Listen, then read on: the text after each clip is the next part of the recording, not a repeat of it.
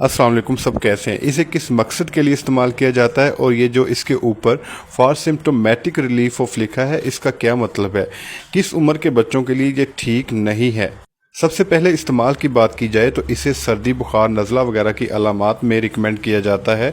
और इसके ऊपर ये जो फॉर सिम्प्टोमेटिक रिलीफ लिखा है, इसका मतलब है कि ये किसी बीमारी का इलाज नहीं है, बल्कि किसी बीमारी की वजह से जो बुखार, सर्दी, नज़ला वगैरह की अलामात ज़ाहिर होती हैं, इनको कम करता है। और ये 6 साल से नीचे उम्र के बच्चों के लिए बिल्कुल भी ठीक नहीं है। इसका इस्तेमाल 6 साल से ऊपर बच्चों में किया जाता है। शुक्रिया।